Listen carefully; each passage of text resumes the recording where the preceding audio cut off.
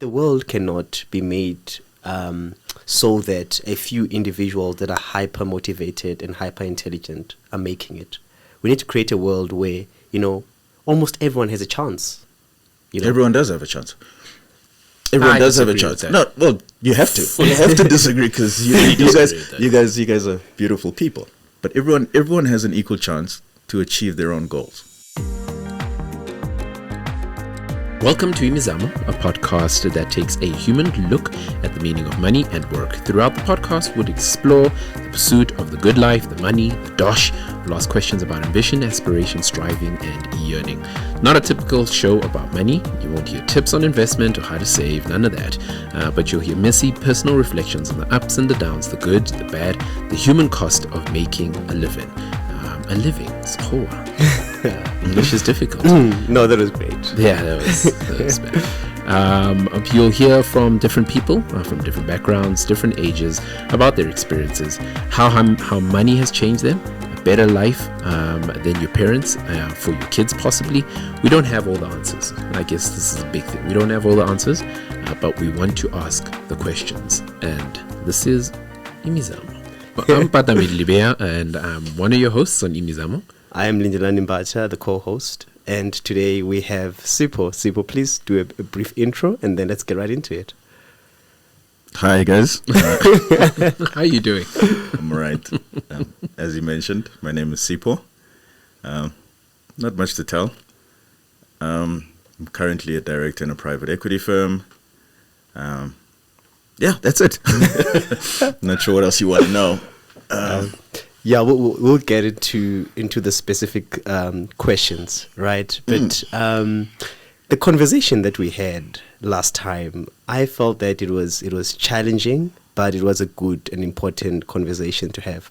I remember us having a few disagreements, particularly around the causes of success. Like there was a big conversation that we had around how much is luck, how much does luck contribute to one's success? And there was a bit of a conversation that went on there.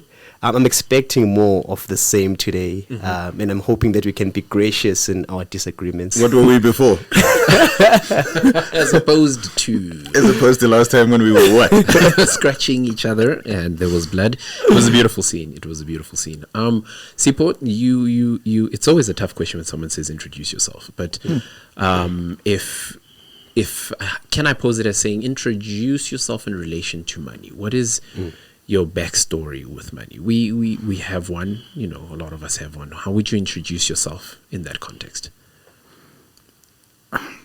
It's a good start. I guess my story in many ways is similar to a lot of black South Africans, raised in South Africa. And in some ways, maybe it's a little bit different. My money story and my origin story is a little bit wild just because I grew up very wealthy, like extremely so. From private schools before it was even a thing to having a chauffeur, to holidays, at all these different resorts. So on the one hand, I grew up understanding money from a very different side, right? From being the one who had it and becoming a keen observer of that interplay between people who have it and people who don't, and how that behavior changes, right? Very much like being a pretty girl in a room. Men's behavior becomes quite predictable. So on the one hand, there was that until I was almost a teenager, I think, where my old lady lost the ability to generate that kind of money, and then I had a different experience of not having money, not having enough money to sort of. Well, not say not having enough, but now being aware that it was affecting my quality of life. It was affecting the decisions I could make. It was affecting where and when I could go. And moving from being the one with the resources and therefore the power to being on the receiving end. And having that experience of what it's like to be the one without money and how much money affects what you can dream for, what you can reach for, what you can think about. And I guess more depressingly, what kind of behaviors you have to tolerate from other people because you don't have those resources, right? So, and leaving home and getting through varsity and starting to earn little cash, and then observing myself, and having to deal with the consequences of having had a lot of money and then not had money, and now getting money again, and seeing how that affected my behavior and what kind of emotional holes I was trying to plug with money, to hopefully having outgrown that now. I'm 43 now. If I haven't killed those demons, then I might as well, give up now. But it's been an interesting ride, just in terms of specifically the relationship with money. And I'm in I guess it peaks at where I am now, being in private equity, where in theory I have the power again, in that, what do most entrepreneurs think they need for their business? Money. What do I have to deploy? Money. So now I'm the hot girl in the room again. and so it all comes full circle, and it's been quite educational. It's been quite interesting, just learning myself and observing, what having it and not having it, what it can turn you into. And some of it is devastating, man. Some of it is hectic. I do actually want to get to some of that. You mentioned the demons that money aroused, in your life or in you. Can you talk about what some of those were and how they affected the relationships, around you? And I think, and expand a bit more on the relationship side, right? Because, in my life, I've noticed how I was okay growing up, not poor, not wealthy. But I was treated a particular way then. And then as you get more resources, financial resources, you see how, people treat you differently. So could you please speak about the demons and speak about how you saw your relationships and people treating you during that journey and during those transitions? For sure. And I think we all live that, right? Somehow, for some reason, the wealthiest members of our family are always in the family meetings, and the guy is 28. What are you in this meeting, dude? Why am I explaining myself to you? Always.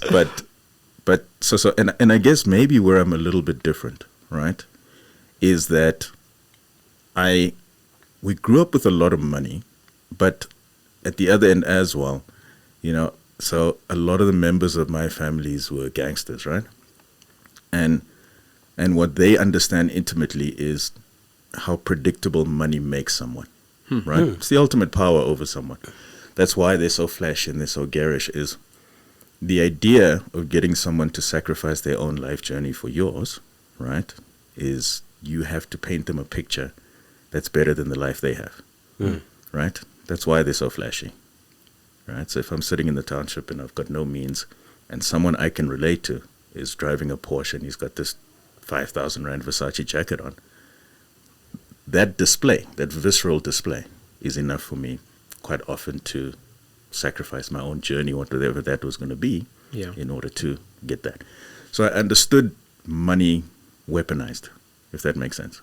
So I understand the power of money and how predictable people actually are. Poor people specifically, right? People who don't have, once they know you're rich, right? Even at home, at functions, they just change, right? As soon as they smell money on you, suddenly all your jokes are hilarious, right? You're the funniest person that ever, you can do no wrong.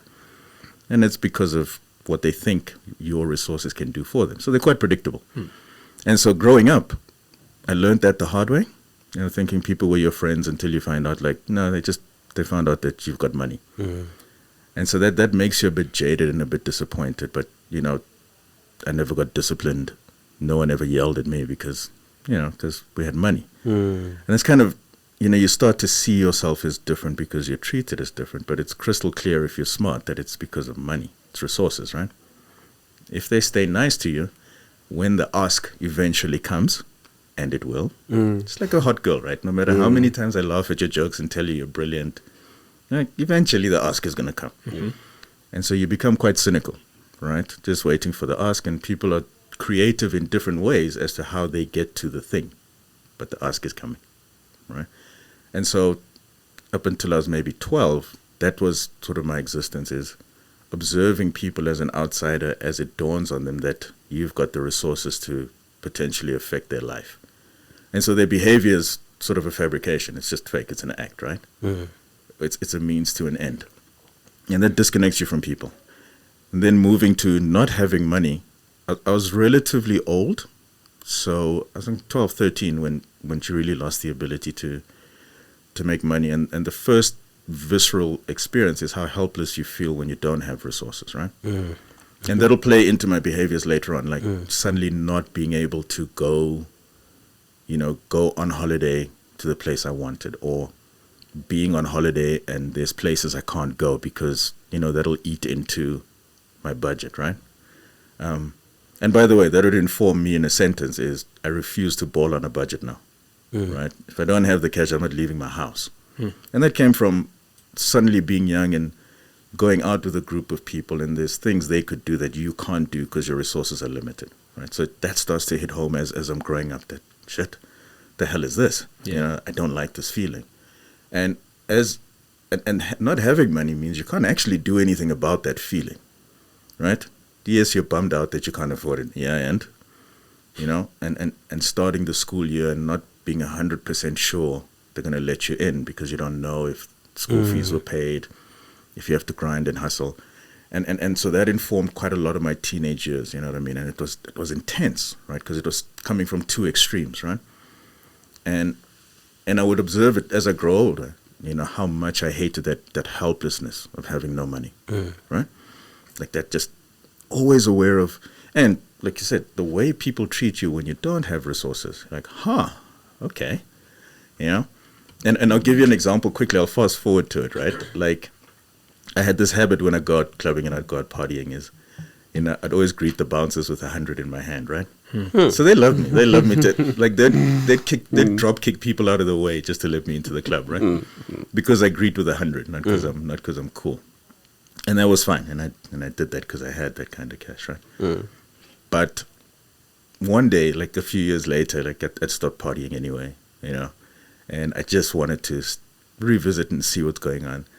And you're like, oh, wait, Trey, it's not me. It's the 100 in my hand that people love, right? Is, people can't even pretend once they know that you don't have the money that they want. And so my teenage years, it was a lot of that observation, right? Is actually, it's just about what people want from you. It's not really about you as a person, right? And so that goes into my old years. I go to school, I go to varsity, and I start working. And that starts to play out, right? And so I can spot someone who's sort of dealing with those demons is this need to never be that guy again, right? So any reminder of how I felt when I didn't have the cash and I couldn't, like I resent it. I mean, I can tell you now, it plays out everywhere. I remember, this is random, but it was for work, right? But I had to take clients to Mavericks, right? In Cape Town, like had to take them. It's so traumatic. Right? So clients, we took them there, right? And they've got these weird little pay tiers, right? Like, so on the ground floor, you pay X amount. And then if you want to go upstairs, you pay X amount. And you want all access, you pay X amount. And there was no part of me that was going to pay just for the ground floor thing. I had no intention of going to these private rooms or whatever. But the idea that I couldn't go there, right, was intolerable to me. Just that idea, right? And like I said, I don't care. It's work. It's not. But and that's always played out. So those are one of the things I know came back from however I grew up before, after enduring, is, like I said, I don't ball on a budget, right? So like if I've got like just $500 in my pocket and someone says, let's go out, I'm not going if that's my only $500, right? Because I don't want to get to the end of the night and now I've caught my second wind. I don't want to go out, or I don't want to go home, but I'm out of cash. So that idea of being out of cash, meaning I cannot continue whatever experience I was chasing, is intolerable to me. I'd rather stay home. And so I observe it, and as I sit, and like I know where that feeling comes from. I never want to feel restricted by money again, right? And so it informs how I spend my money, right? Which is kind of tricky. And it was anyway. So I mean, I've kicked those little habits. But, in my 20s and 30s when I was trying to bury those demons, I buried them hard. But it was really just an overreaction to to those hurts when you're a kid, like that time that like, I don't have the bucks to do this.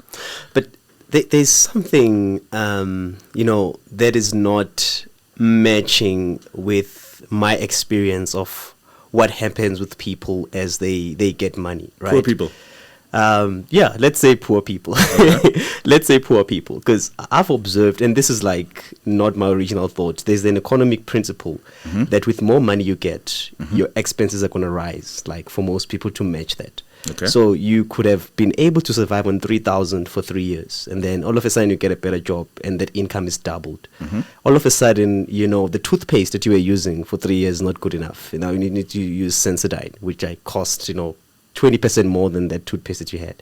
A taxi is no longer good enough. Now you need to use the bus, So there is that sort of thing happening. So if you are thinking about the journey of having, not having, and going back to having again, right? And then when you had, you did not have to worry about a budget that much. And then when you didn't have, you started needing to think very seriously about what you can do and what the restrictions are. And then when you have again, you can be in the same sort of situation where you still need to think seriously about the budget, because all of a sudden the shoes that you're wearing are not 700 anymore, but they're 7,000. So, like there are some enhancement in the quality of your life, but you do know there's a ceiling there. But now that you have all these spending habits, you still need to, you still need to ball on a budget, so to speak, even though you're making 10 times more money than the average person in South Africa. Is that making sense? I appreciate what you're saying, and maybe and look, I can only tell you from my observations, right? What I know to be true, right, is the difference between people who are very successful with money and money serves them, and people who are slave to that money is the emotion attached around it, right? Not whether or not. No one needs 7,000 rand shoes, by the way. Yeah. You don't need a Hugo Boss suit. You don't need Bruno Mali shoes, right? It's an illusion. It's a lie you tell yourself. The word need doesn't belong there, right? It's a story you tell yourself. But give you a simple example around money and emotion, right? You know that it's only your poor friends who insist on buying drinks for everyone when you go out. Right? No one wealthy has that instinct to buy drinks for everyone. For what? Buy your own drinks. But your friend who couldn't and was always being bought drinks for, and always made feel a little bit less because they didn't have the buying power that other people had. The day they can afford it, right? Their instinct is, no, I'll get this round. No, I'll get this round, right? That's an emotional reaction. Because remember, there was a time when you couldn't. And so anytime you go out, you try to fight quite hard that anything that triggers that emotion that you can't. So if you look at how we consume things, right? Very few of us can pass a blind taste test between Johnny Blue, black and red, right? But I only drink Johnny Blue. And if I closed your eyes and blindfolded you, you couldn't tell me the difference. You understand? It's an emotional decision. So the lie we then tell ourselves is, well, as my lifestyle improves, I deserve better and better things. But you can't tell them apart. So how do you know? I got a friend of mine who's a club owner. He used to do that. Like the bottles he puts on the top shelf next to each other and what they actually serve you past like at 1 a.m. People can't tell the difference. That's just your ego. It's just emotion, right? And that stuff comes from our origin story. Like I said, I'm no better. I'm a lot better now. I'm a lot calmer now. But I could tell, every money decision was triggered by a feeling I had before. Either feeling powerful and strong when I did it, or feeling weak, and incapable when I couldn't. And then it would trigger a response. And for as long as that happens, you're in trouble, right? Because money is just a tool. It's a means to an end. For as long as you've got an emotional story attached to it, it's going to own you, because the emotion is limitless. You'll always feel You'll always feel powerless. You'll always feel powerful. If you link money to that, it's going to drain you. If you feel powerful buying drinks for your friends and you want to keep feeling powerful, what do you have to keep doing? Keep buying drinks. You have to keep buying drinks for people who've got more money than you. Do you understand? You ever see the guy who's like, no, I got this. Like, dude, everyone at this table earns way more than you ever will. Why are you buying drinks for these people? Because it makes me feel like I belong. And that also, feeling is bottomless. there You are are girls never- around most often. No, that's different.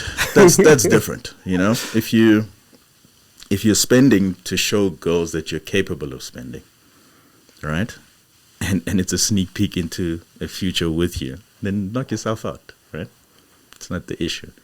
It's more around what does it feel like when you're spending. And for a lot of us, it is empowering. It feels good. It's like, boys, come over. You know, I got you. Leave everything. You know, I'll cover it. What for? There's something that you mentioned in the beginning. You spoke about, access to dreams, right? Access to what we can reach for. On that subject, right, what we've been talking about is that once you get into possibly a different tax bracket or whatever the case may be, or not having money, let's start there, not having money and what it limits you to reach or dream for, right? Or aspire to even.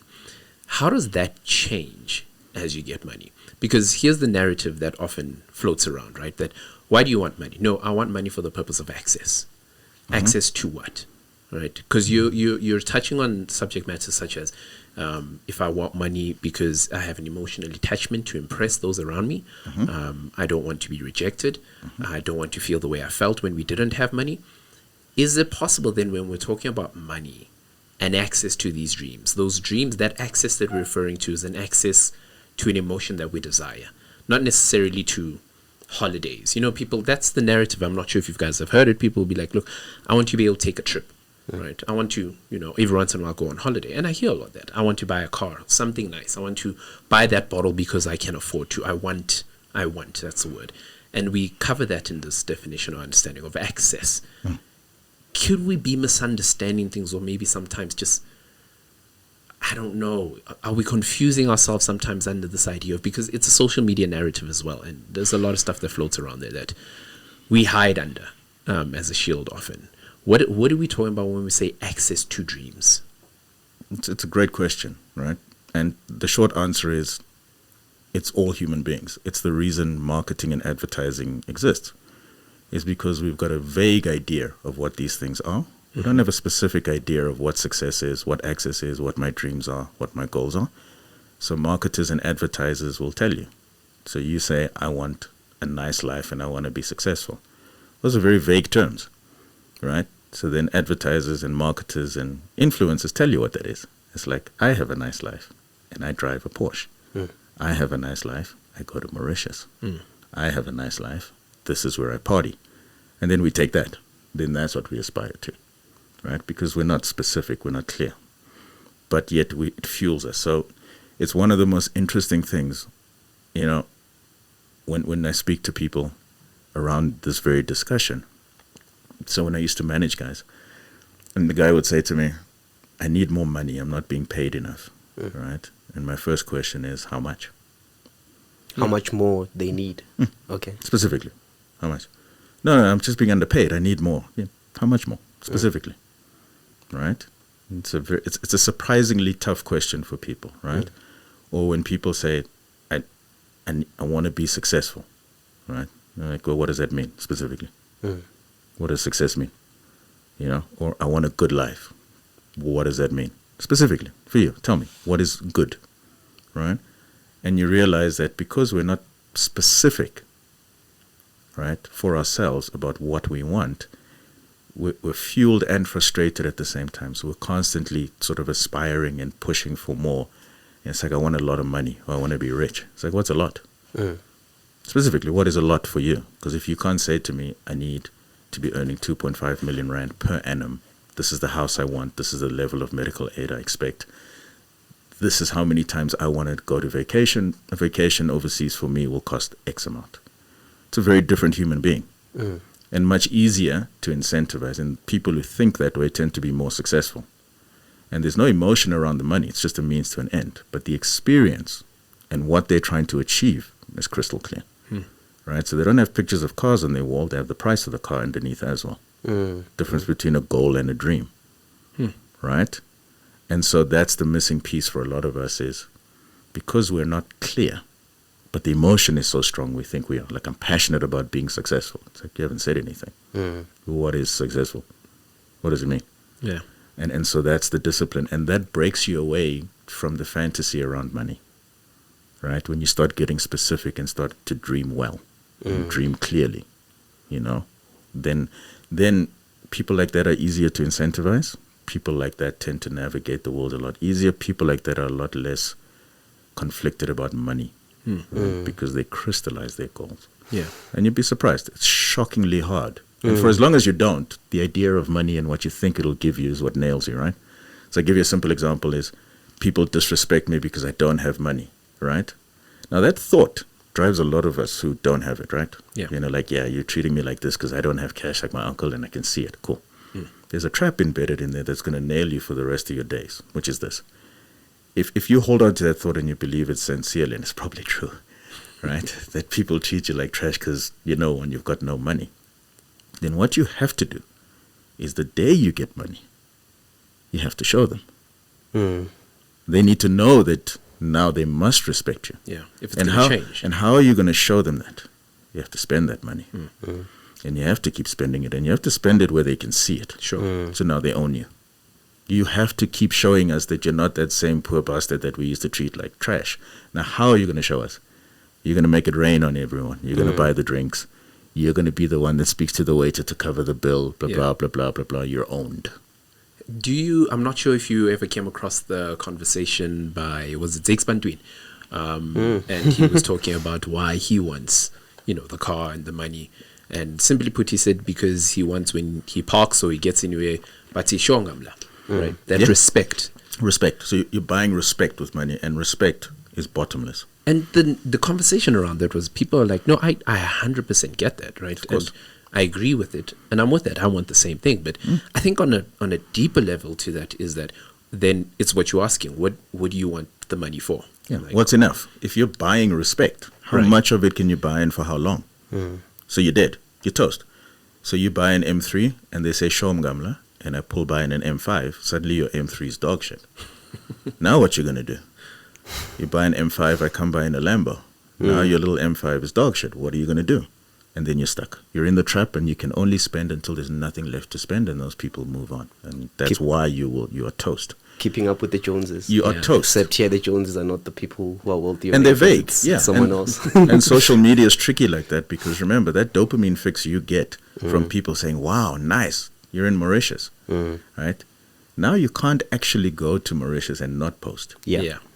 Right? Suddenly the beauty and the splendor of where you are is nothing without that little dopamine fix you get from getting likes. You're toast. You did. There is something that we brushed on here and there that I want to come back to. I think we've mentioned the phrase poor people a couple of times in this conversation. And, I want to talk about how my mindset has shifted around thinking about people who are struggling and their journey in life and where they are, When I was younger, I pretty much subscribed to the idea that, the world gives you all you need, and then if you strive hard enough, you are going to become successful, and then you are going to get where you need to go, materially and, with every other goal that you have. Just work hard, put in the work, and then you'll be rewarded. And as I grew older, my perspective started shifting a bit because I've met a lot of people who are trying their best. I know a good number of people, like if they deserve success, it's them. But they have way less of it than I do. In some cases, they work harder than I do, but they have less than me, And then when I interrogate that a bit, I do understand where my opportunities came from that they did not, have access to. It starts all the way from like, how intelligent are you? Like today's world is made for the intelligent nerd. That's who builds the billion-dollar company. If you look at how wealth has been generated through history, first of all, it was through strength, like if I have the stronger army, I can just take your shit. And then it changed to like a little bit like inheritance and then to like commodities, and then it was the railways. And now it's information. That's where people are. The smarter you are, the more likely it is that you're going to come up with good ideas if you live in a particular section of the world, and that you're going to become a billionaire. So, and there are people who are as smart as the people who are billionaires, but who are born, let's say, in Zimbabwe 30 years ago, and they have to live under Mugabe, and that limits how much they can achieve in life. You were born in Syria, 30 years ago, and you need to be a refugee today, you don't have, the time or the space to be able to make the most of your intelligence and whatever opportunity the world can offer you. And that's the sense that I'm getting these days, that people are trying their hardest. That's not to say that there aren't people who are not lifting a finger out there, Sure. but a vast majority of people who are in unfortunate circumstances are trying their hardest. And it's just they're not getting a break because of reasons that are beyond their control. Now, I wanted to put this out there and have both of you react to it. I think the first reaction that came to my mind is that even through all those different eras of, what was the means to success, there's a golden thread of knowing how to play the game, right? That whether it was about strength and you did not have the strength, you could still be successful if you knew how to use someone else's strength, right? There's always been a golden thread of knowing how to play the game. And if we bring it to today's context, at least in my perspective, what I've seen is that those that don't understand how the game works most likely suffer, right, in the context of the world. So if you're working hard for someone else, right, you're not going to be as successful as you wish to or will to be, right? That you have these goals, these dreams, and these aspirations, but your effort is in making someone else's dreams come true, right? And hard work, we can have the conversation about, you asked the question, how much?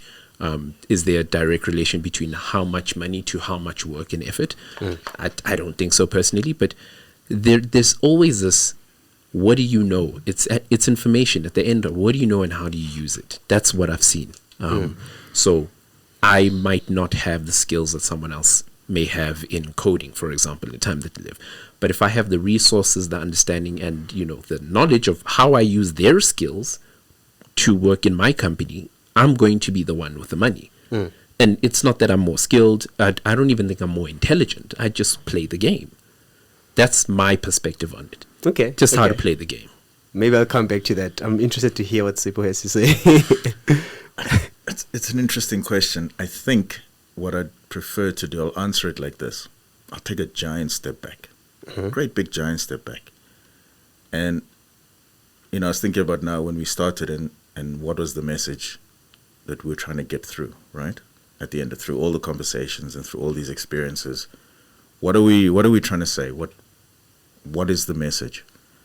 And if I have something unique to offer to this topic and that exact conversation, it's I got to experience two extremes, right?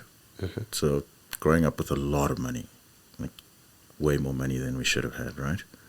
And then not having any. Like I wasn't destitute or anything. When I say I didn't have money, it's like I wasn't sure I'd pay till the end of varsity, but I experienced it quite viscerally. And the thing that's become clear in my old age, is the question you need to ask is beyond the money, right? What you should be asking yourself, and what you're allowed to ask yourself in the beginning when you're very young is, why am I here and who am I, right? And what did I come to do? Like, what is my contribution to the world? How do I make it better? What am I here to do? And that answer is internally driven. No one should tell you what you are here to do, right? And if you have the resources and you have the money, you get to explore that fully. You get to be whatever it is the world needs and whatever you came to do. That's it. The money doesn't matter, right? You don't have to choose who you become, how you behave, what you contribute to the world based on money, because money is not a factor in your life. It's just around. And then the world's a better place for it, because maybe you need to become an artist. Maybe you want to be a puppeteer. Maybe you want to be a public speaker. Maybe you want to do something non-commercial that the world needs. You want to go volunteer. You want to go work for Doctors Without Borders where they're not going to pay you. You get to focus on, what is my deepest hunger and what does the world truly need? And that's probably what you should be doing. And that's what money allows you to do. What I've observed is I get to choose who I want to be without having to filter or question it. Yeah. Now, when you don't have resources, which is what happened to me, is, I studied clinical psychology because I felt like it. That's what I decided. Like, yeah, I'm going to go do that.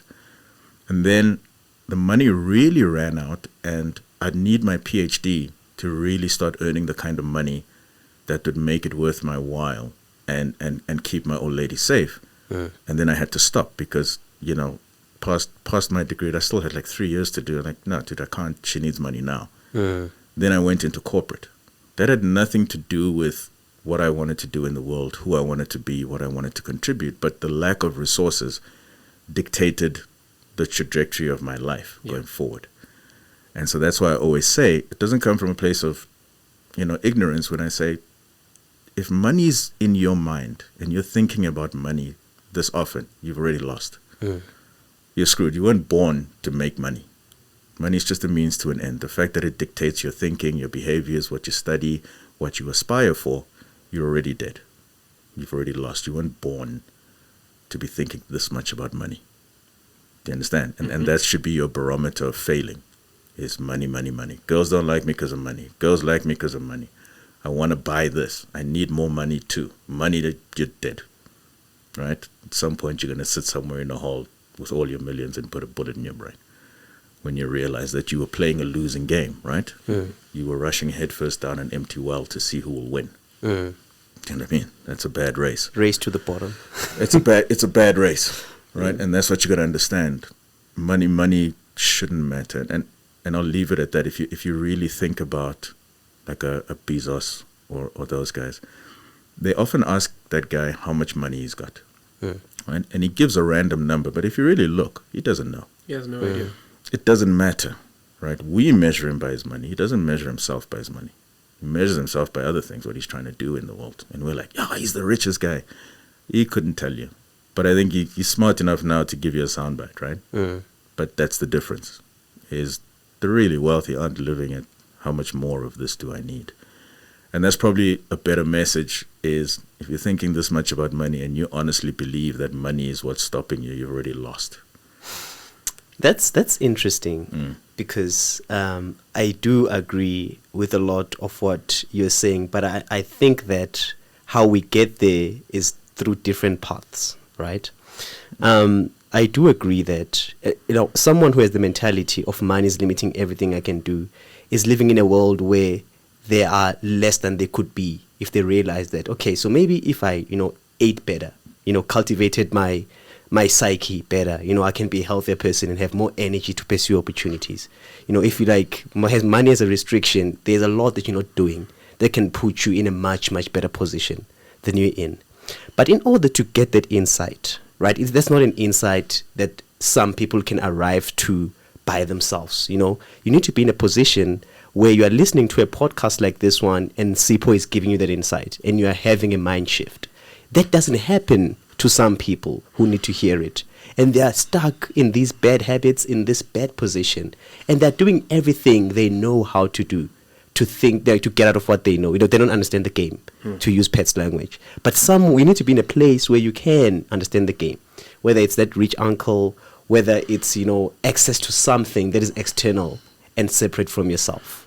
Well, yes and no, right? So there's two scenarios there with what you're saying is who is telling us these things, right? Because all we're being dictated to is, we're all socialized the same way, right? All of us, fundamentally, if you ask us on the spot, what do you want in life? What do we say?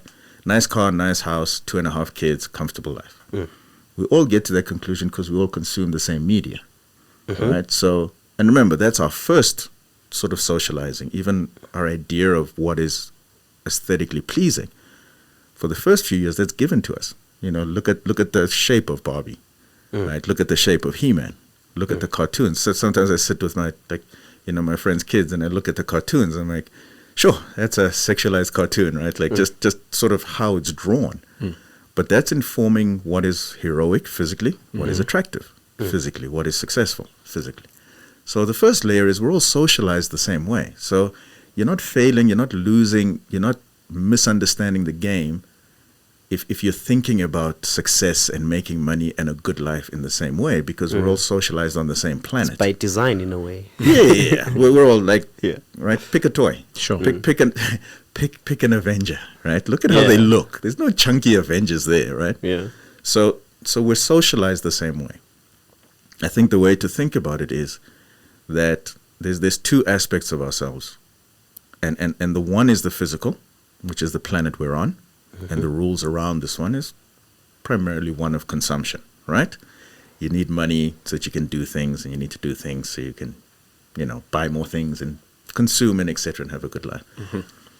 There is another side of us which is more spiritual and it's less connected to the physical, right? And that you need to feed very differently. But the lack of resources maybe forces you to neglect that part. And why I say that is if you think about it logically, that there must be two parts of ourselves, the physical and something beyond the physical, is we all more or less want the same things, right? We want money, we want a comfortable life, we want to be able to go where we want to go, we want to be free to experience the world as we want in a certain way. Sure. Right? And yet we all live vastly different lives. Because if it was just about, we're all here to consume and make money, right? Then we'd all be one thing. Would be the thing that pays us the most money. Isn't it? Yeah. So it's not just about we're here to consume and here to play the game and we're in a rat race. That's one part. But the fact that we've got artists, the fact that we've got teachers, the fact that we've got corporate guys, the fact that we've got volunteers, means there's something beyond consumerism that also needs to be fed. And it's really around, and that journey is inward. That journey is not outward, right? Only you know that, and only you can take the time to find that, right? And that's what gets taken away from us sometimes, I think. So you see it, right? Like, I want to explore who I want to be and what I actually want to do and what I deeply care about. Sure. But I got debit orders at the end of the month. You understand? So now I'm being pulled away from being able to sit with myself and say, like, what do I deeply care about? Who do I want to be? One of the things that came up is around generosity, right? Is you may find that it truly feeds your soul to help someone else. Like it makes you feel better than anything in the world, right? But that is a resource discussion, right? It's a resource discussion. If you don't have enough, if you've got more month than money, right, you're not going to get to feed that part of yourself often because you got things to do. And it may not be things that necessarily nourish you. It may not be things that are good for the world, but these are the guys that are paying. I may or may not have loved clinical psych, but the minute I had to now become the primary breadwinner at home, that stops mattering immediately. Yeah. Do you understand? And sort of that's the tussle. That's the hard part is how do you buy your freedom? That's my story personally, right? Is I had a mind shift in saying I need to buy my freedom. I need to earn enough money so that I can actually go and be me. Right? Me may not be, in the club at 2 a.m. Me may not be, strip clubs with clients. Me may or may not be all those things. So who am I and what do I actually give a damn about? And resources, suddenly that thought became clear. It's like, oh, there's a number. There's an amount. There's an amount I can earn that actually means I don't have to dedicate who I am to this pursuit. And that became the shift. That became the target versus buying you guys drinks so that you guys think I'm the man. Yeah. I suddenly don't care what you think about me. And then you are free. And that's not a money thing. Now, on that point, I love that you said that. Would it be is it not insane of us then, in a world, in this capitalist world where everybody's, made to chase these ambitions or certain amounts of money, when we know realistically not all of us are going to reach it, period. That's it. We're not all going to be millionaires. That's the end of that conversation. Are we not then insane in expecting people to be able to rationally make sense of statements like, you should be able to chase what you're here for on earth until they get to that goal, which many will never get to? Is it not then insanity for us to even have those conversations with people saying that money is not the answer for your life? How do we even begin to have such conversations? Like, who do we expect to be that? I don't even know what level of understanding or plane of existence that have to be on for them to listen to someone say that, look, the only way you'd have the freedom to be who you are in this world is probably a certain tax bracket or a certain amount of money, but money is not the answer for you. What you're here for is a different goal. How do you make sense of that? So you can, right? And it's that, when you go to someone who's lacking, who doesn't have supper tonight, and then you say to them, money is not your answer, of course they're going to think you're being ridiculous. Sure. Because if you give me money right now, I can feed my kids and I can feed myself. It doesn't make sense. But like what you need to realize is if we create a society where no one has to worry about supper, then that becomes a more compelling argument. So let's think about the Scandinavian countries. Like they tax like 40-50%. They have all these social nets. Everyone has food. Everyone has access to education. Everyone has health care. If you go to those people and you say money is not the answer, then you start to make sense, because I don't have to worry about not being able to take my kid to the doctor if they fall sick. So I think the problem is we are giving, we are sending the message in the wrong context and saying it to the wrong people. Sure. We need to start with that conversation that I realize that you are lacking. And I realize that you see, money seems like the thing that's going to give you all the things that you are lacking. But if we can fix that in some other way, then, would you receive my message that, money is not really what you need? And you need to think seriously about what enriches your life without money. Money is a proxy for the things that you want, but not the things that you want themselves. And then you start to have a very different conversation. Because everyone who has money, that I respect, like Vitalik was doing a podcast and he was saying virtually what Sipho was saying, that he had little money at some point, and then he had a lot of money. And then he said, if you're chasing money, you think that's the goal, then you're wrong. But how you need to be thinking about money is how can it give you the freedom to pursue the things that are good for you. And Peter Thiel says the same thing. If you listen to people who have money and are using it in the best possible way, going back to generosity, helping people, they have this message to carry. Sure. But that still comes back to the same point. It's the people who have the money telling us about this. So it still comes back to a point that then it might come down to we cannot have this conversation in the context of Africa with its economic situation. Can I just rephrase? And then this is the last thing I'm going to say with this. Okay. It's not the people who have money. It's the people who are not lacking materially. And I think that's how we need to phrase it. It's not about money. It's about the people who can fulfill their needs. We could get into a wormhole as to why there are those that lack materially and why there are those that have. The haves and the have-nots. Sipho, let's hear it from Sipho. I can see you pondering deeply on this one. It's a tough one, right? Because I guess I've been both. And maybe what I do for a living has helped. So the idea around impact investing might be relevant here. It's at a larger scale, but I think it addresses something quite profound. But in terms of conversations and who needs to hear them and who's holding, the truly valuable information that changes young people's mindset around money, it's more complex than that. Is on the one hand, the question is how come, the rich members of our family and the rich uncle isn't giving out this information and sitting us down and telling us the truth around money, right? It's just their kids and their family. And the answer to that is, one, I used to get stupid advice from wealthy members of my family when I didn't have any. That uncle is like, no, you must push me, you must just keep hustling. It's like, what have you said? What are you saying? Yeah. Just give me a job or give me money, bro. And that is the advice. Stop telling me, no, you must push, bro. You must focus. Just, dude, are you giving me money or not? You must focus. That's on the one hand. As I grew up and I became the uncle with the money, right, you start to realize that it's only worthwhile giving advice to someone who's going to apply it.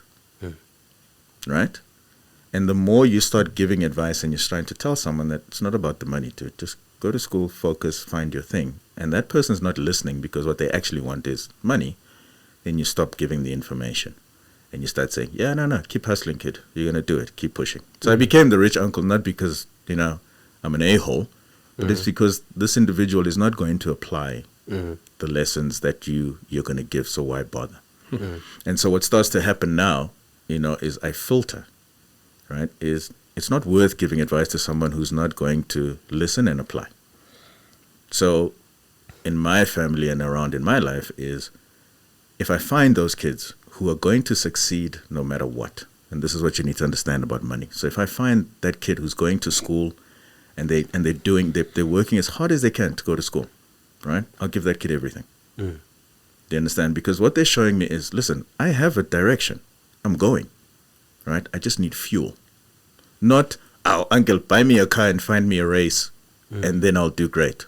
That person's not going to make it, right? But if someone says to you, look, I'm going to study as hard as I can. I'm going to do my best. My family situation is hard, right? It's rough, but I'm going to make it. My rule is there's no kid around me who doesn't go to school, right? There's no kid who'll ever go hungry, right? and I'll make sure they get to where they need to go. But they've got the direction and they've got the plan. And a person like that, makes sense to me, and I can help because they're going to make it either way. It's just going to take them longer. Versus, again, hey, I hear you're doing well, bro. Can I come see you? And I just want to hang out. Like, you can't help someone like that because they can't help themselves. And that's what I'm saying to you. So even in business, if I'm talking to an entrepreneur and they honestly believe that the only thing standing in their way is money, those guys aren't going to make it. They're toast. I can promise you that for free. Versus someone who says, well, look, this is what I've done. This is what we've sold. I could probably sell 1,000 more. It's just I don't have the resources, but I've sold 10. Right? This is how I've spoken. This is where I've gotten stuck. This is where we are. I think I can get there in a year, but maybe if I got a short-term loan, it could get me there in 3 months. That guy's going to make it with or without you. Giving that guy money is just giving him rocket fuel. That's interesting. You understand? And that's the difference. But I think for me, that is precisely what I was trying to get to. That the world cannot be made so that a few individuals that are hyper motivated and hyper intelligent are making it. We need to create a world where, almost everyone has a chance. Everyone does have a chance. Everyone does have a chance. No, well, you have to. You have to disagree because you guys are beautiful people. But everyone has an equal chance to achieve their own goals, right? No. Yes, I want to hear. Then we'll get into it, right? So, first you have to start with, you got to understand something.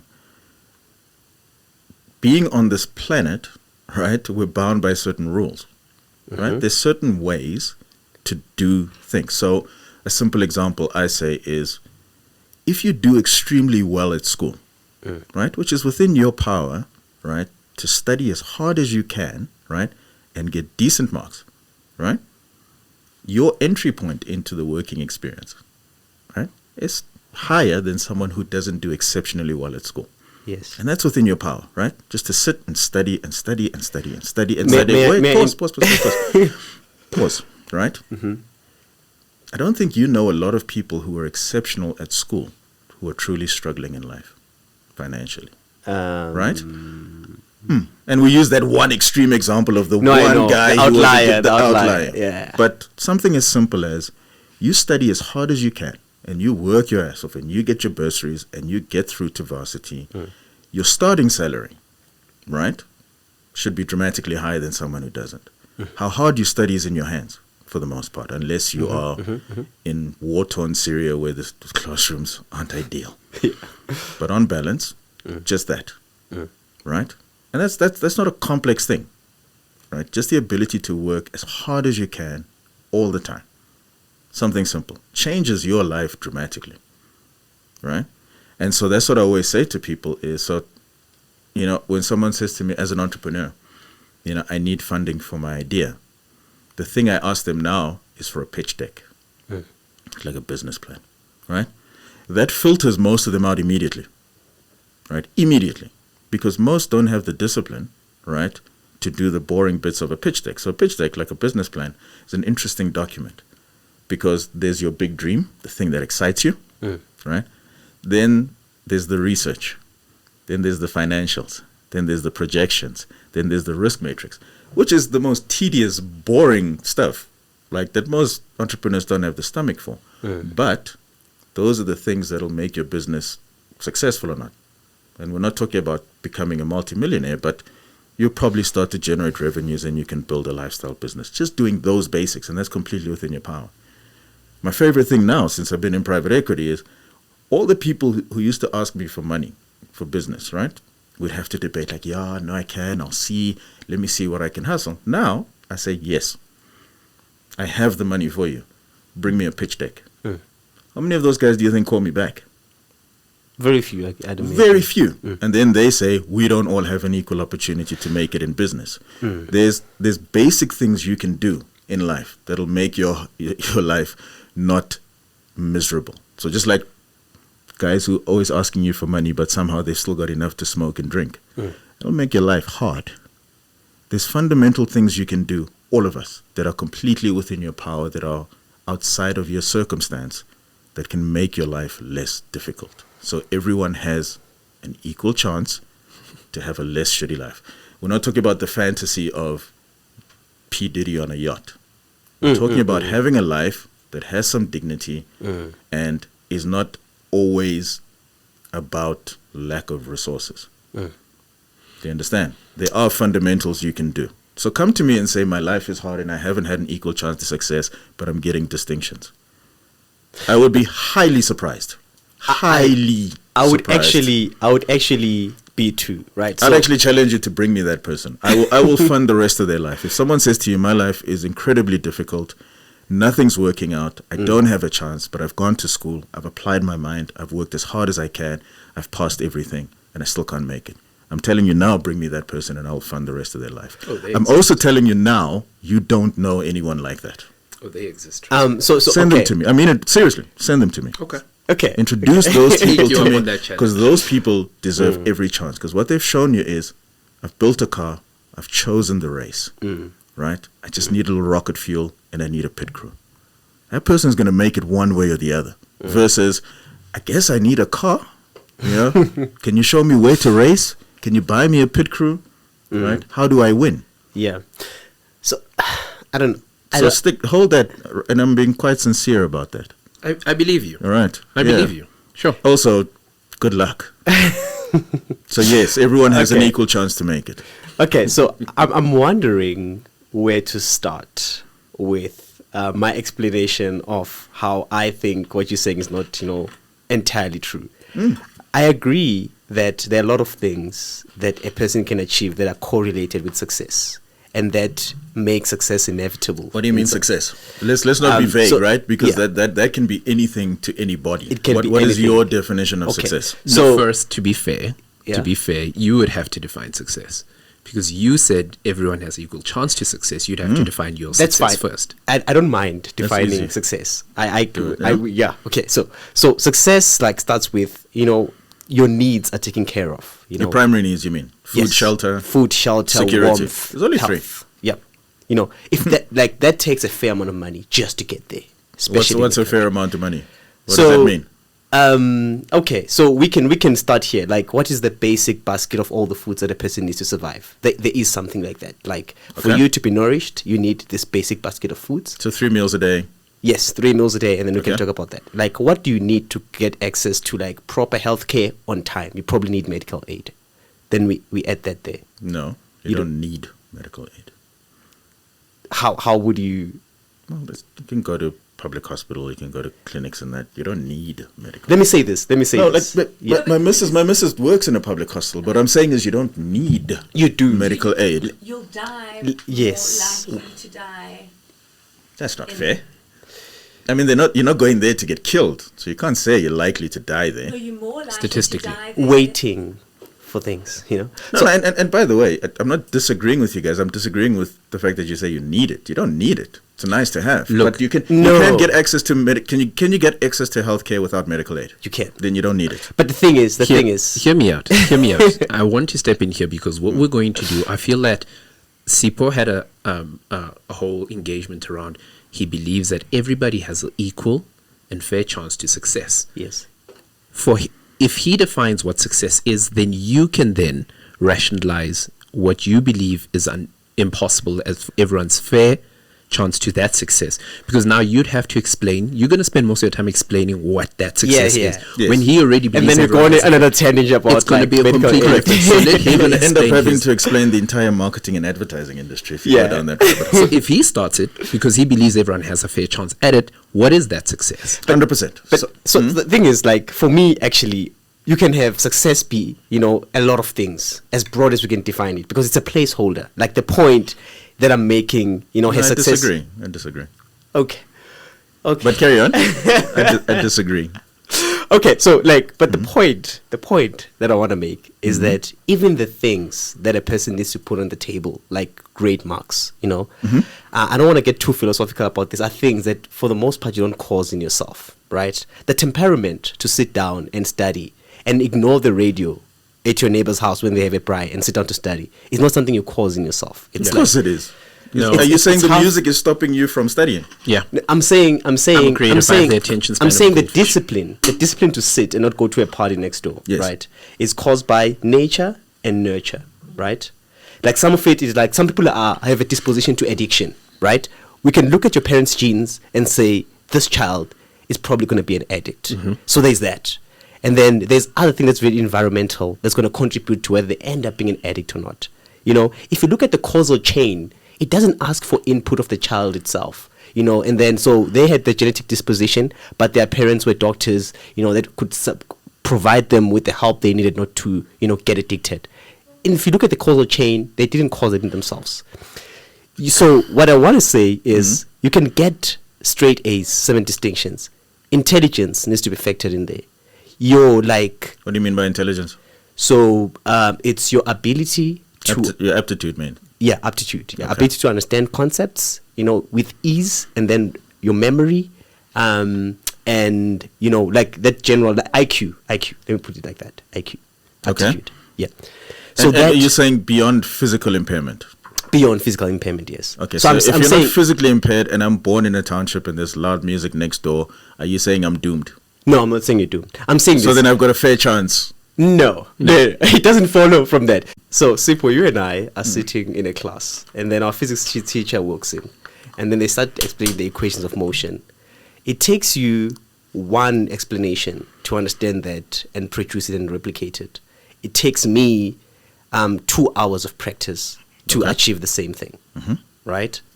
So that's one thing. So there's a clear, by intelligence, I mean whatever thing that allows you to grasp that concept faster than I do. Because we know that's not equal, right? And then that also applies to something like the discipline to sit down and study for 10 minutes or to sit down and study for 10 hours. That takes, you know, something that is partly genetic and something that is partly influenced by your environment. You don't cause all those things. Wait, when you say something genetic, you're saying you can find genetically my ability to have self-discipline or not? Yes. Like, what are the 5 factors, like neuroticism, Is that true? Like, you know, yeah. Is that true? Your ability to have self-discipline partly is there's a physical thing in my body that'll dictate my ability to do that or not? Yeah. Are you sure? Partly. Yeah. No, like I can't. Like ADHD or Those are things in the human psyche and body. discipline is a different question because you're framing it in a Yes. different, it's a different word, but the capacity or Temperament, I think, Yeah. is what is the word that I was used. I would challenge those things. I don't believe that you can show it to me genetically.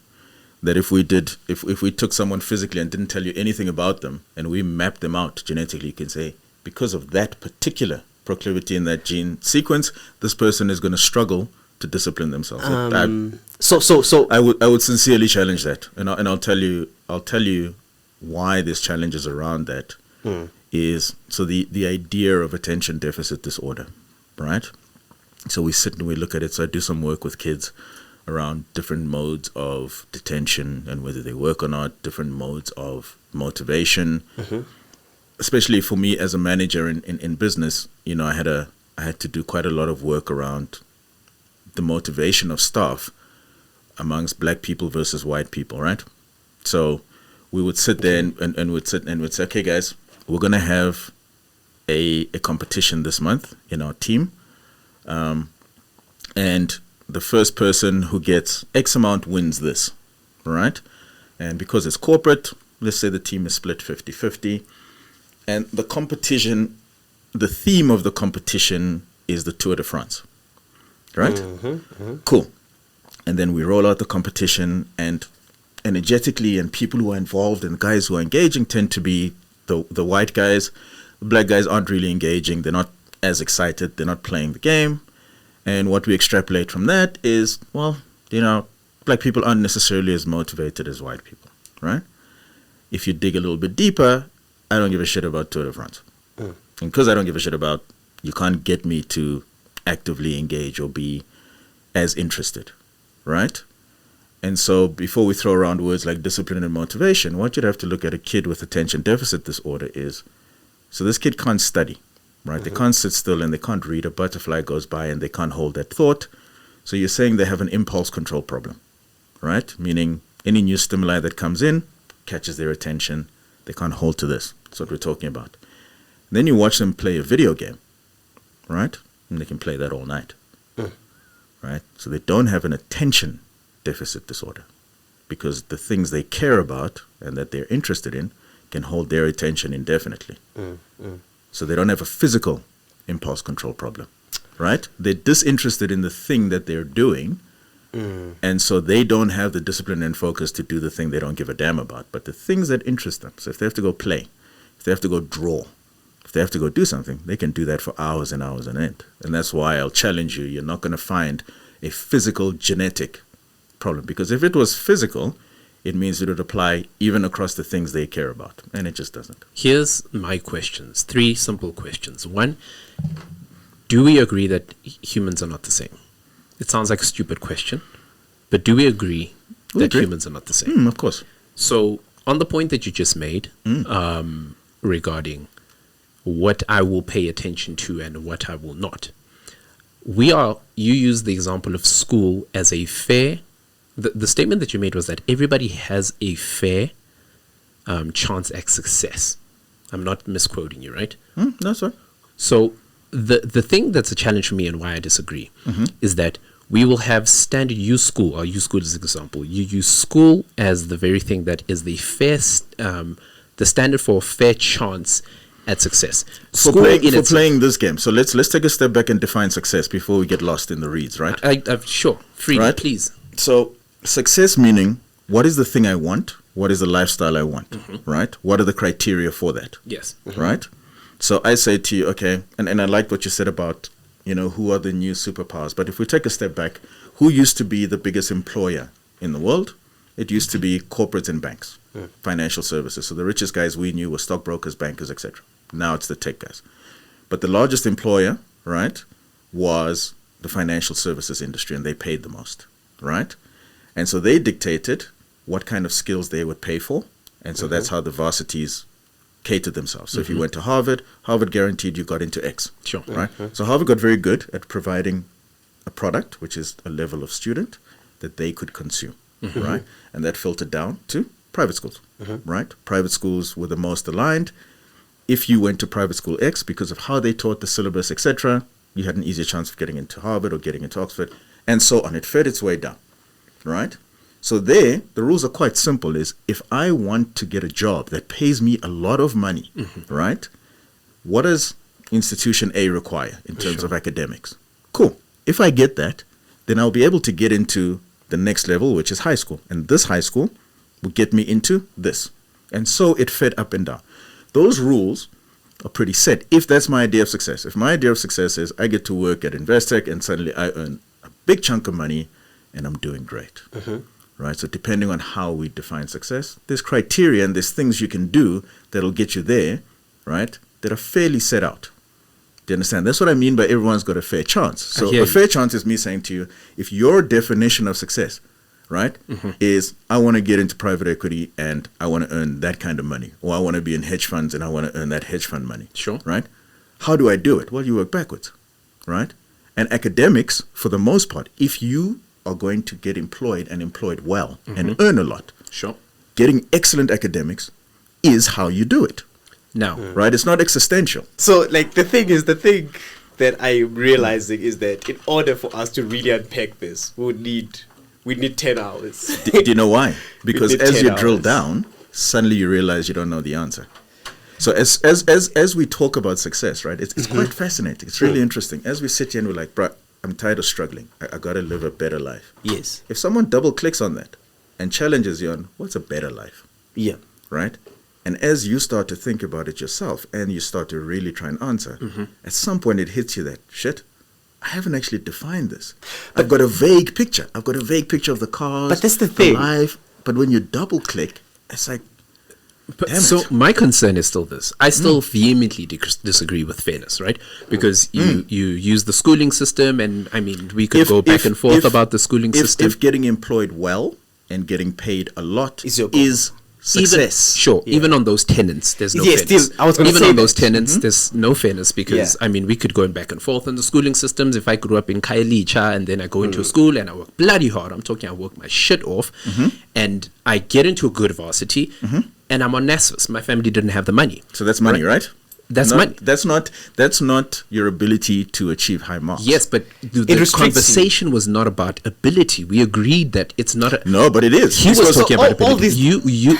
The rationalizing that we said was that everyone, here's the statement, and I quoted it back to you, that everyone has a fair chance at success, and that I vehemently disagree with. Let me say It this. doesn't Let me exist. say this. Let me say this. It doesn't exist. Even if Sipho wanted to amend... No, not amend. Wanted to amend the statement, it would be okay. So I'm saying, as a principle, we shouldn't hold him to that statement. No, hold me to it. My thing, Sipho, is actually opposite to what you were saying.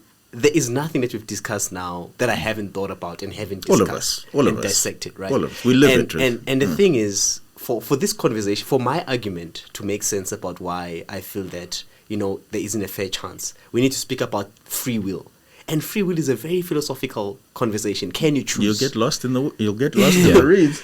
As soon as you start talking free will, discipline, all those things, you'll very quickly lose your way, because it's actually a very tricky thing to define. Yes. And so I found a trick. So the easy trick, right, to define all of this stuff is actually, what do you want? That's the question. So for each person, for each individual, so we don't have to unpack success, right? Yeah. What you actually have to unpack is you, as an individual, for yourself. What do you want? But here's the thing. Yeah. Go If you ahead. sorry, go no, ahead. so I thought you were listen, done. no. So if you meet people who are crystal clear on what they want, Yes. they typically don't struggle as much. They're not out here with, their hat in hand begging for stuff as much as they want, because the answers to how to get what they want become obvious because they're crystal clear. That's why very often we watch Olympians, right? It's from the day where they were like 6, 7, 8. They're telling you what they're going to do, what they want. I want to be in the Olympics, the next one, or when I'm 20. And so the steps to getting what they want are crystal clear for them. They're not conflicted. They're not philosophical, because they're crystal clear. So when someone says to you, I want to go work at this bank, right? And this is what it takes to be a stockbroker. These are the marks. This is what I need to acquire. Yeah. Right? Someone like that is very easy to help. And where they are stuck is not philosophical. It's actually quite practical. Yes. The minute someone is not crystal clear on what they want, which is most of us, then it gets philosophical. Then we're talking about fair, unfair, self-reliance, existential crises. Is this a reality you want to live in? That all comes from not being crystal clear on what you want for yourself. But here's just the for thing. you. Here's the thing, right? Even the question of what you want Is not an easy question. Why? And It's a privilege to that's the answer thing. that question. That is. Just think It about is what a you just said. privilege So to I can- answer that question. Why? You can do it now. Simple example. You can do it now You for said free. you were studying, right? Yeah. A certain course. Yeah. A situation happened at home. The what you want didn't mean shit. Yes. That is a privilege to answer that question on an example that you gave in your own life. But I'm a bad example, right? How are you a bad example? You're a living example. Yeah, but I'm a bad one. It's a lived No. experience. I'm a cautionary tale, right? I'm a bad example. I'm not an example of having done it right at all. Nobody is. There's people who are. Listen, the point is this. And think about how crazy that is. What you said is asking yourself what you want is a privilege. Yes. Why? You can do that right now for free. So you can wait, do wait, that What is it right gonna, now for what, free. what do I gain from it? In my position right Think now, about right? that. Think What do about I what gain? you just said. What do you gain from knowing what you want What do for I want? yourself? I want to broadcast. We use simple example. What do I want right now? Let's say I want to go into medium broadcasting. What does I that wanna mean? go into radio, right? And What I would does that just, I want to go into medium broadcasting. Be specific. Specific how? What job? What company? I want to be doing radio. What? Which radio station? Okay, I want to be at 5 FM. I have a drive time show early morning because Okay. I prefer wake up in the morning, and that's By my when? passion. By when? 2 years from now. So in 2 years from now, Sure. you want to have your own drive time show Sure. on 5 FM. Yeah. What time slot? 6 to 9. Right. So then the question is, what are you doing right now, every Sure. single minute of every day, Yeah. to achieve that goal? But here's the thing. That question is meaningless if you don't take into account my restrictions. I don't have the time to Exactly. pursue that because I need to go to a So- job from 9 o'clock. Exactly to that. 6. So now Your lived focus. experience is No. that. So now focus. So now you're crystal clear that in 2 years, you want to have your own drive time show, Yes. right? Yeah. That's what you want. The two questions you have to ask yourself is you have to test for realism, right? So this is just a discipline of now getting what you want, right? There's a series of steps you take to get to the answer of the authenticity of what you want, accuracy, and the realism. So the realism then is, can you do it realistically in 2 years? That's something you just do. That's just research. Is it realistic based on my current resources, my current profile, my current academics, my current networks, my current access? Is it realistic? If the answer is yes, then the next thing is, cool, let me work backwards. What do I need to do in order to put myself in that position, right, for the next 2 years, every minute of every day? Come to me with that plan, and then tell me that you have an existential crisis about the world we're living in, about getting what you want. I challenge you to find me, listen, guys, what I'm saying is I challenge you to find me people who have that level of discipline about setting goals for their own lives and achieving them, who are still struggling. Those women? people need help. No. Those people need help. Women. What does that mean? African women. So women. Can I just Explain that to reel me? this in? Can I just reel this in? Like, do you see the rabbit holes that you are going into? Like, It's not a rabbit hole to say you must be able to say for yourself what you want, and then go about setting the steps to get that. That's not a rabbit hole. That is not a rabbit hole. But how we got here was with me trying to explain why I disagree with you. Correct. You know, and now we are dissecting like each major thing. We're getting granular, right? You know, and that's what we're never gonna. We're gonna be at 5 o'clock. We're gonna be sitting here still dissecting each of the things we talk about, right? Because there's no clear answers. But there That's is, what though. we need to agree on. There are. If there were clear answers for everything, we would. I mean, we should just have put it on one single Google page on Wikipedia, and everybody goes to that and realize, holy shit! The reason I'm poor is because I didn't set a goal that was not realistic, and I have not tried to achieve it. The answer to your question, what do I want? Radio station, 2 years. If I was white and different, it would have totally different goals, right? If you said, for example, realism, is it real? Yeah. If I have to just change my race, the question of realism changes. Just Really? race alone. I'm sorry. Again, I feel I need to interject. Just right? race alone. I really feel I need to interject, right? Yeah. Because we can't keep on going on these rabbit holes and dissecting every single thing, right? How about we come up with a thing that, you know, if maybe we say, like, we come up with a structure of how to resolve this. Maybe it's something like, let's each, you know, say why you and I disagree with Sipho. Let's just state why we disagree with Sipho. Have Sipho respond, and then if he says things we disagree with, we need to just live with that dissatisfaction. You know? And can I add something to that? I think that's a great idea. But as you're talking, you know, you've highlighted something which, and I love this, is, so let's use business for a second, right? There's this overriding statement, right, that business is hard and entrepreneurship is risky because you never know if you're going to make it or not, right? And then someone like a McKinsey & Co. comes in and says to you, no, business is actually quite easy. We can show you how to build a business that'll be profitable. It's actually quite straightforward. Now, that statement and that idea challenges a lot of people at their core. If someone says to you, there's an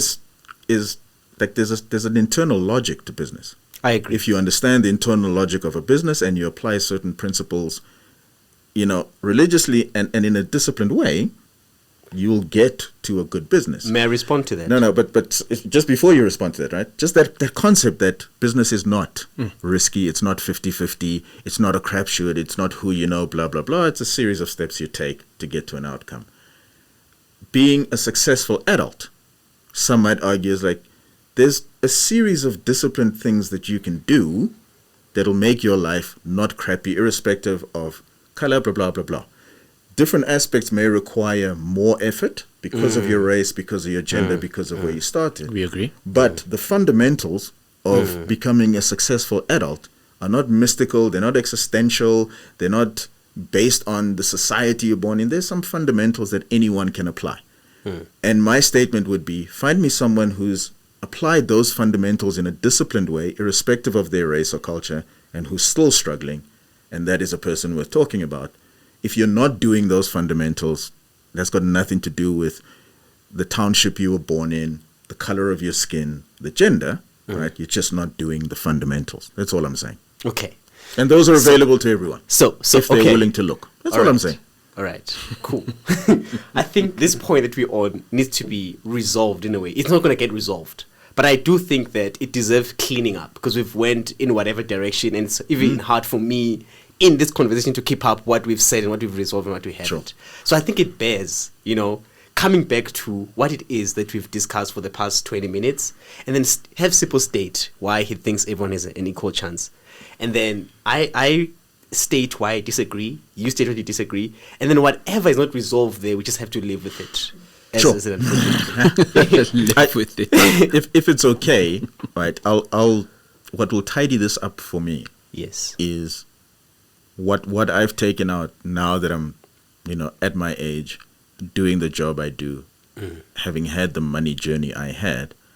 I don't have kids of my own, so what I'll leave it with, what would be the message that I would have appreciated hearing about money when I was younger, that someone can tell me now who has no agenda, right? What is the truth of money and the relationship, where I don't have an agenda, but I'll tell you what I know based on where I ended up.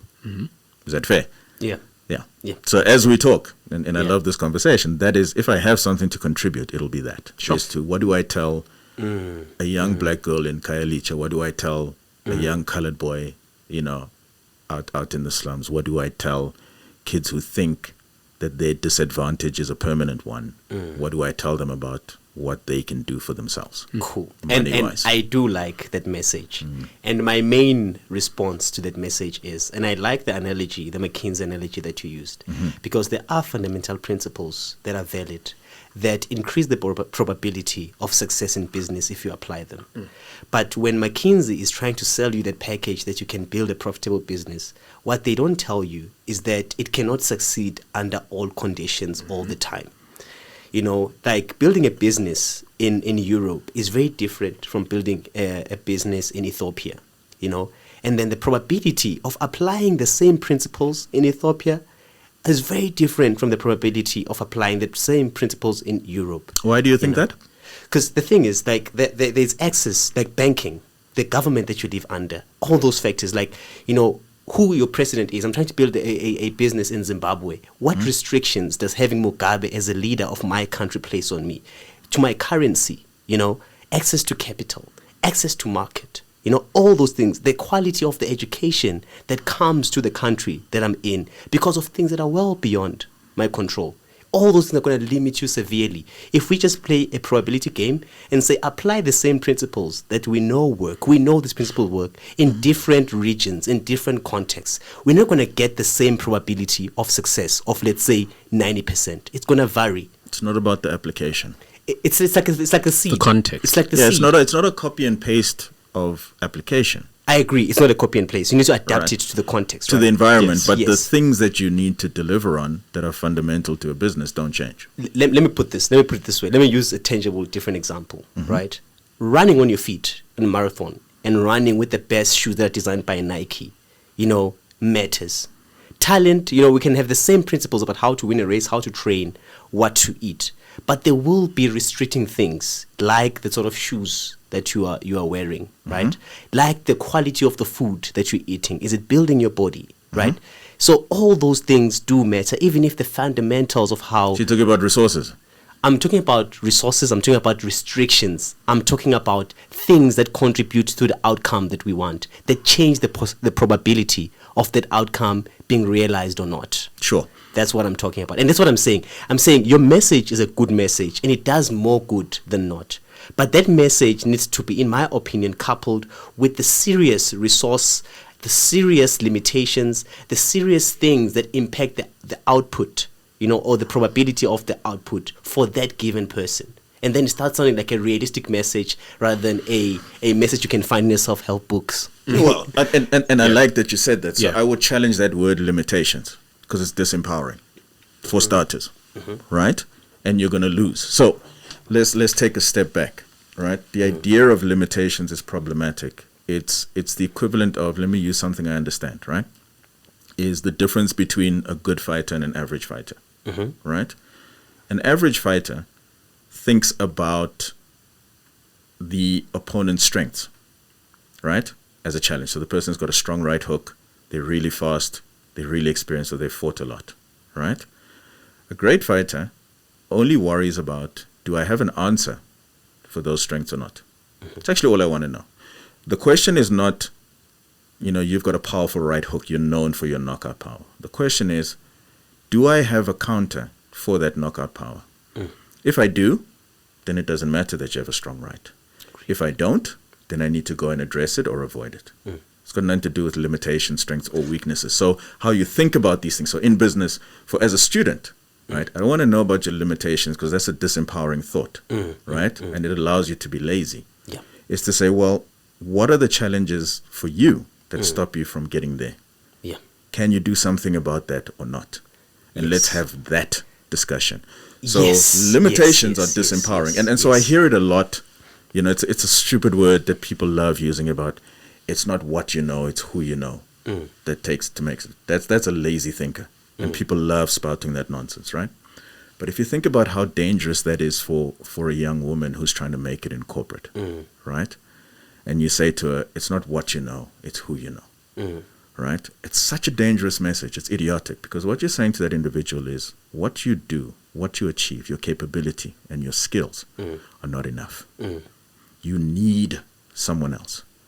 And that is disempowering. Okay. And what you should be saying is get so good at what you do, become so excellent, they have no choice but to come to you. And that is an empowering idea. That is an empowering thought. So we must be careful about these things we use, right? Stop saying that people who come from bad backgrounds or disempowered backgrounds have limitations. You don't have limitations. You've got things that you need to resolve for. And if you live there, then there are no limitations. And that's not an airy-fairy message. It's about saying stop sending a message to young women, young kids to say, yes, you're in a township where there's loud music, you don't get to sleep, and you're doing it under a candle. That's a limitation. It's not a limitation. It's just a problem to solve for. And don't romanticize that someone else doesn't have that problem to solve for. Cool. Which is where you get lost, right? It's like kids in Sandton, they got Wi-Fi, they got it easy. I had to drive, I had to walk uphill going to work, and I had to walk uphill coming back home. I had limitations. That's why I couldn't achieve what you achieved. That's a disempowered individual. This is my last response on this to you. And I do want to agree with you that there are mindsets that are useful to have in life. Disempowering mindsets and empowering mindsets. Yes, and it doesn't change the X that we need to solve for. And then your message, I understand, is that you can cultivate a mindset that instead of just like letting you be complacent in your circumstances, pushes you to try and get out. That I totally buy. And going back to your metaphor of a good fighter and a great fighter is this. It's that you can understand, you can not focus on the person's strengths, the opposite's strengths, but say, do I have a response for it? And realize that you don't have a response and try and go and work on that response. Or don't be there. And never find an adequate response to it. Or don't be there. Those are your two options. Either you have a response for that strong right, or don't fight. Tell your coach, and your coach will do that. Your coach will say, you should not be fighting that individual. What they're effectively saying is you don't have the tools, right, to solve for the problem we've identified. Yes, agreed. And so if I want to be an actuary, right, then the empowering question is, do I have the aptitude and the discipline and the ability to get those marks? Yes or no? Right? If no, then don't do that. That's got nothing to do with limitations, background, circumstances. Just take an accurate assessment. Do I have the aptitude to actually achieve the basic criteria to do that thing, yay or nay? If the answer is no, go do something else. But it's not personal. Yes. Do you understand? But this I like where we've gotten with this. It's got right? neater, so I have a goal. That's my goal. I want to be world champion. But I just I've done that assessment that you prescribe, right? And then I can't be world champion because here is a thing that is a real obstacle that I can't get over. Give me an example of a real obstacle. So that I don't have the tools to better your punch or to escape your punch. Define the tools. So I'm not fast enough. Wait. You're not physically fast. Wait, no, because the reason I'm doing this. No, the reason I'm doing this. I'm happy to go. I feel it's unfair. No, it's fine. I'm fine to go here. I'm fine to go here. No, it's really fair. Listen, the reason I say that is because in the word tools, we're not unpacking if it's resources. Yes. If you can't solve it. Physical He's literally capability. using the language that you use. Then you're questioning. That's fine. No. I'm not questioning it. We're drilling down and getting specific. We're not literally the same language we're you not use. questioning it. No. Listen to what I'm saying. We're not questioning verbatim. it. We're getting specific. No. We're getting specific around what we think we mean. Right? Because with every word, the more specific you get, the more helpful it is to you. and the more realistic the limitations are. So we only stopped at tools because that's all we were trying to answer. Now, if you say to me, I don't have the tools, We need to be specific. we have so to that drill down we can have a and check for response. truth. Yeah. So when you say you don't have the tools, are you saying you don't have the resources, meaning outside of you? Then you get a sponsor. Or are you saying there's a physical limitation within me? Yes. Or can that be trained in or not? Yes. Two very different conversations. But had you left it at tools, you wouldn't have gotten that insight, which is, I don't have the nutrition. That person eats 6 times a day, they're sponsored. Oh, okay. Can we get you the nutrition? Yeah. Or maybe not. We don't have the But money. The point that I'm making is that you can have enough of these things that whatever your goal is just never gets realized because we are changing, we're trying to solve for this, and then there are other restrictions true? that is true. Because like it's not like I can dedicate every hour of every day working on this problem. There are Why not? practical. So I have to go to work so that I can pay rent at the end of the month. That is like a real. I have to go to work for 5 hours a day, so that I can pay rent, so that I have a roof over my head. I And cannot with the do- remaining hours, is it enough? Yes, maybe this is what I'm saying. Then the remaining hours mean that I can only put in 3 hours a day, and that takes me. It's going to take me 15 years to get there. To become Right. world champion, right? That's what I mean. Yeah. And then is that then- possible? Is it practical to become a world champion only doing 3 hours a day? So Yes or no? The point that I'm making is for a good number of people. Sure. It's that I cannot be doing this thing, working on my goal every day, because by the time this thing happens, it's gonna be way after the time where I need it. It's like your psychology degree. So I can't do it within 2 years. Yes. But if he said he wanted to be on a drive time radio show in 2 years, he's only got 3 hours a day to dedicate to that craft because he's got responsibilities. Yes. So So then you ask, is that enough with my given timeline? So you test for realism again. Was my 2-year timeline, did that mean 10 hours a day or did it mean 3 hours a day? And then you adjust it. And in adjusting it, you'll test again for realism and it will either succeed or fail. So you're saying, I assumed I'd have 8 hours a day, right, to get to that. Then I can do it in 2 years. Now that I've only got 3 hours for practical reasons, is it still realistic? then no. Then you shift it out or you abandon it. But you can do But that. that's not So- existential. That's got nothing to do with your race, your culture, where Sure. you were born. It's a very practical set of steps that you apply to the goals you're trying to achieve in your life, which is detached. That can coincide with culture. That can coincide with Why? race. Tell me Because why. that- Tell me why the practical steps to goal setting, Yes. right, coincide with your culture, your race, and your gender. It's not the May I practical ask you step. don't question him It's while not- he's answering? It's not. Yeah, Yes. well, Yeah. okay. yeah. Oh, okay. Got you. So yeah? it's not the practical steps, that limit you themselves. It's not the steps themselves. It's your context. My context. So here's the thing. We both need to finish grade 12 in 12 years, right? And then you have the resources to finish it in 6. Some kids skip classes in certain regions of the country. Yes, you can get extra math classes. You can write certain exams. There are systems that allow that to happen, to finish school sooner, right? I have to walk 5 kilometers to school, on an empty stomach. Our levels of concentration are vastly different. And that is because I was born in South Africa from parents that were repressed by apartheid. It starts coinciding with my race. It starts coinciding with other things like that. Because my parents were, entrepreneurs and they were white during apartheid, I didn't have those same challenges that the other child had. It starts coinciding with my race. It starts coinciding with other things. So those things themselves are not the cause, but those things can coincide with the fact that you can have, more energy and time and possibility to achieve things, and other times you are restricted. That's what I'm saying. I'm not saying that any of the things are inherently limiting. I'm saying these things working together and how they can point to one thing that can be the cause, inverted commas, and that cause itself can be a part of a bigger conversation in a bigger context. And race and gender do play and come into that conversation. Mm-hmm. It would have been, we can't touch the gender one because I'd have to speak to a woman and see if she's comfortable with that idea. So I can't speak on behalf of Sure. women, Cool. And I get it, dude. And look, that's part of getting to choose, right? Is you also have the power, if you have the aptitude and will, to choose what reality and what truth you're going to accept. So it's a choice to say, I was born black in white South Africa, so obviously it's going to be harder for me and I may not make it, and that's why. It's interesting. That's a choice you get to make, how long you get to blame apartheid. It's a choice you get to make, how long you get to blame being born a woman in a male dominant society. It's a choice you get to make about you had to walk to work when someone else got chauffeured, and therefore you're allowed to maybe not reach the same goals. It's a choice you make for yourself based on what you're hoping to achieve. And if choosing that excuse empowers you, then all power to you. If it doesn't, then you'd have to interrogate it, right? And no one can give you that. That's quite an intimate thing. And I'll tell you, like, I'll tell you one story maybe that defines me in a nutshell, right? And how I've lived my life. I heard a story years ago, and it's kind of the reason why I started Kung Fu, right? Years ago. It's like 20 years ago. But I heard this competition in the old days that they had, and all it was a raised platform.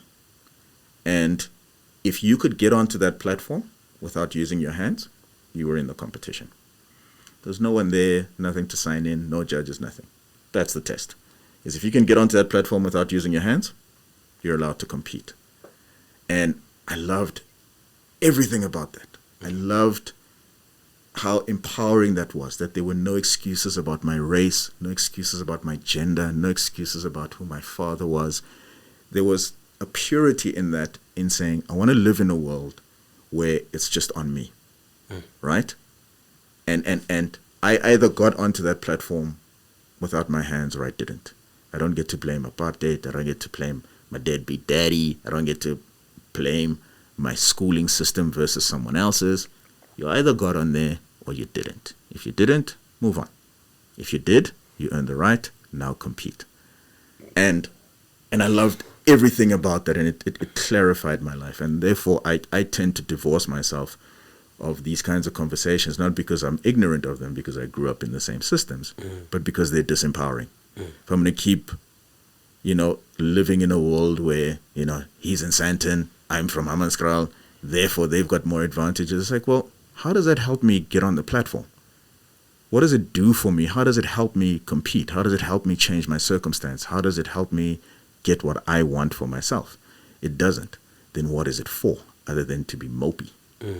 And so I tend to drift towards people who sort of think the same way, which is, don't worry about whether I'm a woman or not, my deadbeat daddy or not. This is what I want for myself. How do I get there?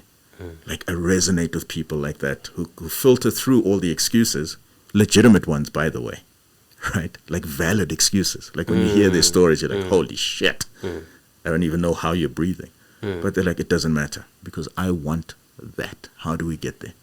Now, because of time, we have to completely bring this to a wrap. So Sure. we can't even back and forth on this. Otherwise, we're going to do another 30 minutes or an hour. Sure. So, like, interesting thoughts that are running through my head, like this will bring us possibly, as we continue these conversations, we will get into things like, I'm reminded of the question, what's that statement made by Kanye? Is slavery a choice? So I think for me, the thing that I want to close with is there's a thought in this debate that I always have with my wife. She's in character, possibly as you are. For her, she believes that if you talk about it or if it's holding you back, it's an excuse. How do I get past it, right? And personally, she does not listen to motivational speeches at all. At all. She finds it annoying. She says, why do people have to sit through this? Just get the job done. That's her philosophy. And I say, but we differ. Right. So, and I hear everything that you talk about, Sipho, talking about, excuses that if it empowers you, then do it. If it's a limitation, get rid of it. And I hear all of that. But in this podcast, the thing that we're trying to get to is that the fact that people have different lived experiences, and what will work for one won't work for the other. Right. And I'm hella happy for you, excited that this is your philosophy and it works for you. Somebody else might find that, once you're aware of what your challenges are, that sparks you to, okay, I can move in this direction. So there's no right or wrong here. We don't have the answers. That's our podcast. We don't have the answers, but we need to probe and ask the questions, right? So for me, in closing, do I have the answer to this? Do I believe that, this is the right way, this is not? It doesn't matter. It doesn't matter, because if it's a question of success, I think the ultimate question at the end is, are you going to get there? May I close with a story of my own? Go ahead. It's 2015. I'm doing my honors right? And I signed up for the honors, and this is on me, not knowing that the classes were in the evenings. It was between 6 and 9 p.m. There were no day classes. And I find this out on the day of the welcoming, so paid registration and everything. Now, the challenge is I'm living in Soweto, and I don't have like the finances to Uber from school at 9:30. It would cost like, I don't know, 250, like 3 times a week. And then by luck, I met a guy, Kopano, who had a 1400, who was living in Soweto, so I could catch a lift with him.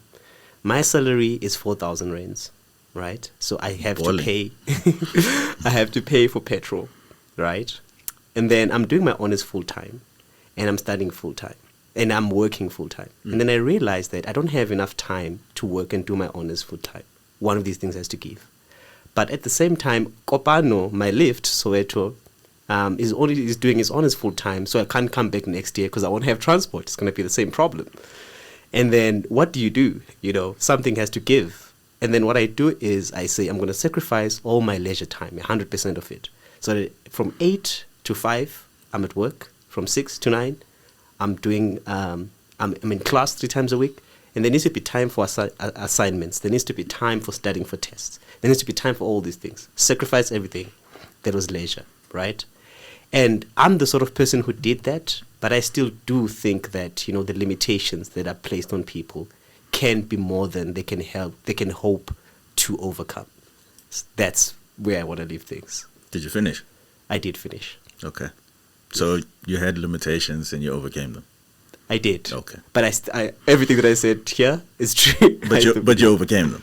I did. And that was within your power. It gave me, I had burnout and I had anxiety because of that burnout for the next 3 years. But you did it. And that's all I hear. And that, ladies and gentlemen, is where we are going to close it. This has been Imizamo. This has been Ibiza with Sipho. Thank you, Sipho, for coming. You guys are awesome. Thanks, guys. You guys are great. Yeah, that was quite a ride. I love that.